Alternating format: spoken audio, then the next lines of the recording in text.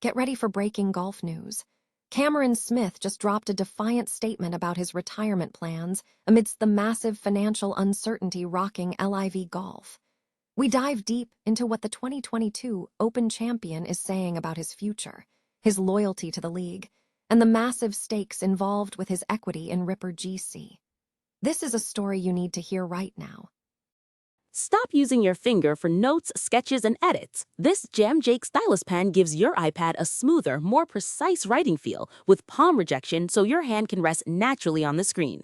It charges fast, works for hours, and comes with replacement tips. Perfect for school, work, or creative projects. Check the link in the comments to grab it on Amazon. Next up, we look at the latest money list for LIV Golf 2026. Jon Rahm has secured his second win at LIV Golf Mexico City, pushing him way ahead on the money list.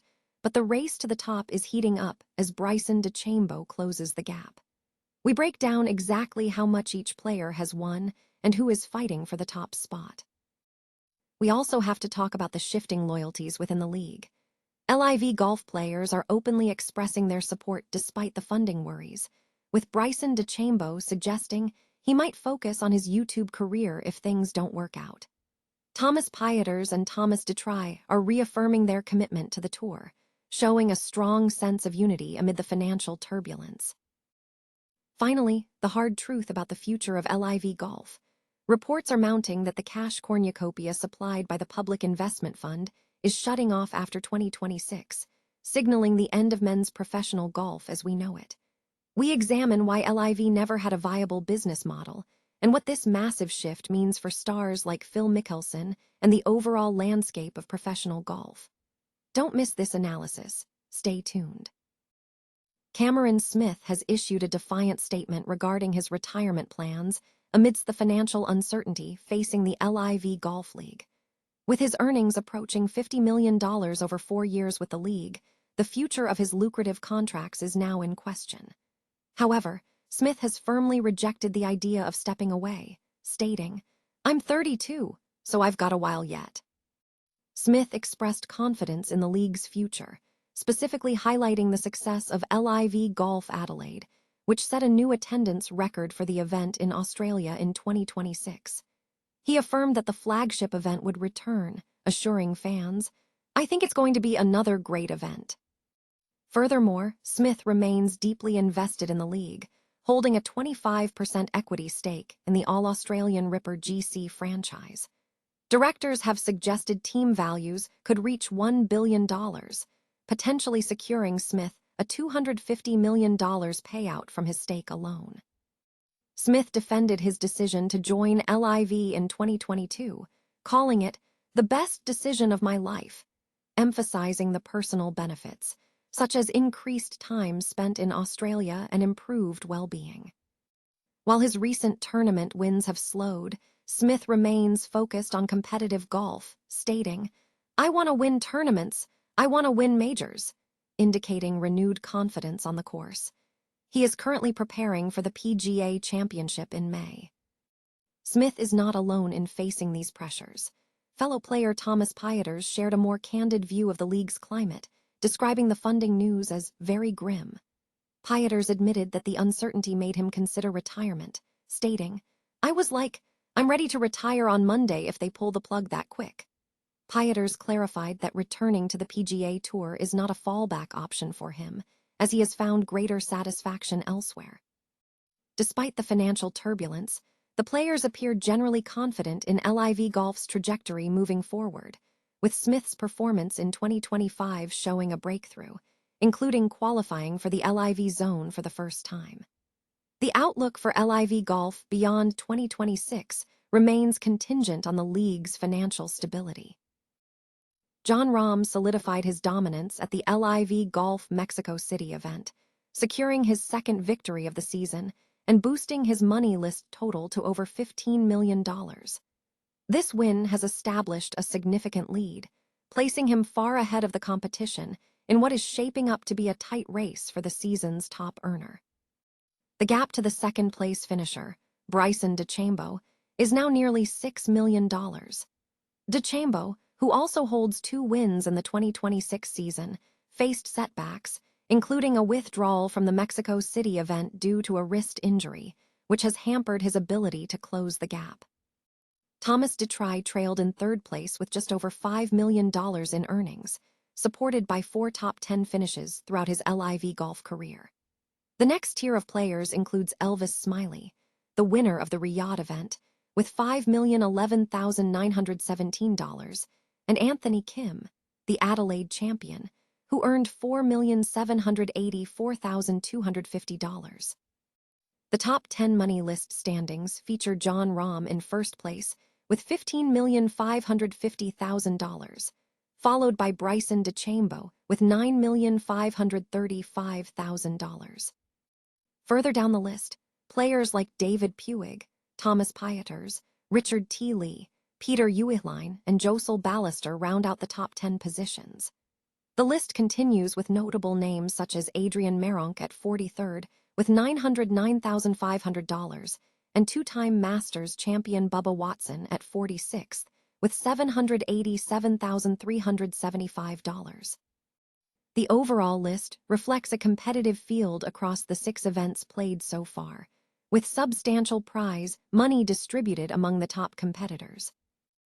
LIV Golf players are publicly expressing strong loyalty to the breakaway league despite mounting uncertainty surrounding its funding, with reports indicating that financial support from Saudi Arabia's public investment fund may end after the 2026 season. This potential withdrawal casts a shadow over the future of the tour, which has heavily relied on this backing to maintain high purses and attract elite talent. Several top players have voiced their commitment to LIV Golf. Bryson DeChambeau admitted his future plans are undefined, suggesting a potential pivot toward his YouTube career should a return to the PGA Tour prove impossible. DeChambeau also credited the LIV team model with creating tangible value for players. Thomas Pieters has also signaled a lack of intention to return to the PGA Tour, expressing hope that LIV can successfully navigate the current financial headwinds. In a recent interview, Thomas Detry, a member of the LIV 4 Aces team, reaffirmed his dedication to the league. Detry lauded the quality of LIV's tournaments, noting that the format has significantly improved his view of the competition. Detry stressed that the majority of players favor LIV and are eager to see the league thrive, calling for unity among the members and expressing full support for the tour's future despite the funding concerns. In response to these financial worries, LIV Golf CEO Scott O'Neill recently issued a memo to staff emphasizing the need for internal cohesion. While some industry analysts have predicted a potential collapse of LIV following the PIF's withdrawal, the sustained loyalty shown by the players suggests a preference for LIV's structure over the PGA Tour, citing advantages such as shorter schedules and fewer events. Demonstrating continued commitment, the league is currently hosting an event at Trump National in Virginia with full player participation. However, the long-term viability of LIV Golf beyond 2026 remains highly dependent on securing new investment. LIV Golf is facing an imminent collapse, with industry analysts predicting the end of men's professional golf on the tour by the close of 2026. The financial lifeline provided by the Saudi royal family's Public Investment Fund, PIF, has been cut off. Critics argue that LIV Golf never possessed a viable business model or the necessary depth of talent to credibly challenge the PGA Tour. The league was widely viewed as an attempt to divert attention from the traditional format of head-to-head competition, attracting top stars through lucrative signing bonuses, which initiated internal conflict among established players. Key contributing factors to LIV's trajectory include the long-standing vendetta of its first commissioner, Greg Norman, and the broader context of Saudi Arabia's sportswashing strategy, using professional golf's reputation to mask past controversies. With the PIF possessing substantial global assets, including significant investments in entities like the Premier League and women's golf events, the financial backing for LIV was immense. However, the league struggled significantly with audience engagement, lacking major television presence, and relying on exhibition-style events rather than competitive structure. LIV attracted high-profile names, including Phil Mickelson, Bryson DeChambeau, Jon Rahm, and Dustin Johnson, many of whom left the PGA Tour for PIF wealth. Despite these signings, the lack of consistent field depth and sometimes subpar course conditions hampered performance, with only a couple of players achieving major championship victories. PIF's strategic shift is evident in their recent statements, prioritizing ecosystem integration, disciplined investment, and value creation, rather than further investment in the failing golf venture, evidenced by massive monthly expenditures. This financial withdrawal has begun to impact the players. For instance, Bryson DeChambeau is reportedly losing his contract, though he is exploring alternative avenues, including increasing his online presence. Jon Rahm has reportedly paid fines related to conflicting tour memberships, suggesting a potential path back to the PGA Tour. Despite optimistic statements from CEO Scott O'Neill regarding new investors, the combination of star players departing, a non-existent fan base, and an unsustainable business model makes it highly unlikely that traditional sports investors will support LIV Golf's future. Reports strongly suggest the league's demise is inevitable.